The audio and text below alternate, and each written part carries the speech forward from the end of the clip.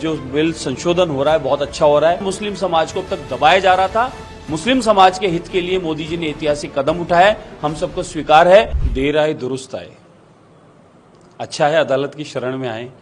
हम भी न्यायालय पे विश्वास करते हैं और पूर्णतः न्यायालय के आदेश का पालन करते हैं और उसी का प्रमाण है कि 500 वर्ष से पूर्व के विवाद राम मंदिर का था, उच्चतम न्यायालय का फैसला आया और जो न्यायालय का फैसला है उसने स्वीकार किया, तभी राम मंदिर बन पाया और हम सब दर्शन कर पाए।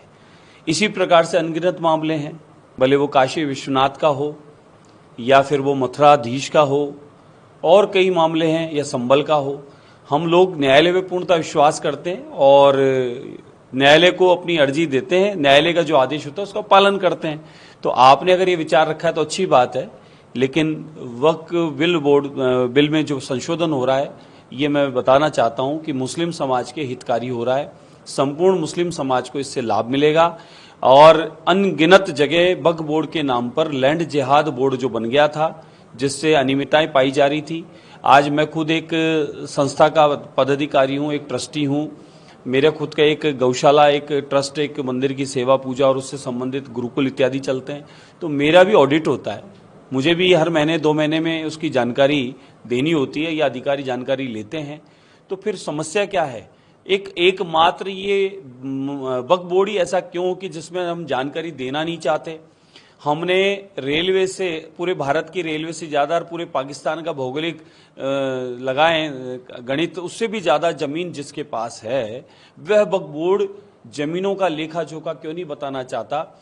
वह वक्फ बोर्ड की एक दिन अचानक आता है और रात को बोर्ड लगाता है, कहता है जमीन हमारी, और जमीन के नाम बोल रही है कोई वन विभाग के, कोई सरकारी किसी संस्थान के, कोई किसी व्यक्ति के नाम बोल रही है, किसी मंदिर माफी भी बोल रही है। अनगिनत मामले हैं। गुजरात में हुआ ऐसा, हमारे राजस्थान में हुआ ऐसा, मंदिर माफियों पर बोर्ड लगा दिए वक्फ बोर्ड की जमीन है।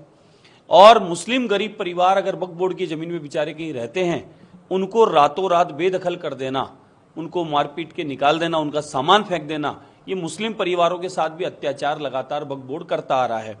वक्फ बोर्ड का मतलब है गिनती के कुछ बोर्ड के सदस्य होते हैं, उनका अपना कोर्ट होता है, अपने उनके नियम कायदे होते हैं और अपनी अर्जी स्वयं लेते हैं, स्वयं स्वीकारते हैं, स्वयं फैसला करते हैं। बाहर की किसी को दखल नहीं है, सरकारी एजेंसी को पता नहीं है कि वक्फ बोर्ड वाले जमीनों को, लैंड जिहाद को कैसे बंटवारा करते हैं, कैसे सोसाइटी काटते हैं, कैसे पट्टे काटते हैं।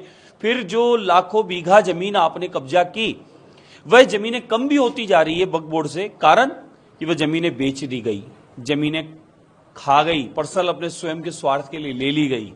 तो इसके लिए जो बिल संशोधन हो रहा है बहुत अच्छा हो रहा है। जिस प्रकार से आदरणीय प्रधानमंत्री नरेंद्र मोदी जी पर पूर्णतः मुस्लिम समाज की बहनों का आशीर्वाद मिला और ऐतिहासिक फैसला आया, 3 तलाक जैसा अभिशाप से मुक्ति मिली और माताएं बहनें प्रसन्न है, इसी प्रकार से मुस्लिम समाज पूर्णतः भारत का प्रसन्न है, खुश है और मोदी जी के इस फैसले पर पूरा समर्थन सदन को दे रहा है। और कोई अकेले मोदी जी नहीं, पूरा सदन इसके समर्थन में मोदी जी के साथ खड़ा है, क्योंकि सही जो जनता के हित में है, बिना किसी भेदभाव के, बिना किसी तुष्टीकरण के, मोदी जी वही फैसला लेते हैं जो भारत की जनता के हित में हो। तो मोदी जी जो फैसला ले रहे हैं उस पर पूर्णतः मुस्लिम समाज का समर्थन है और संशोधन होता है तो मुस्लिम समाज का इससे ये माने कि प्रगति होगी।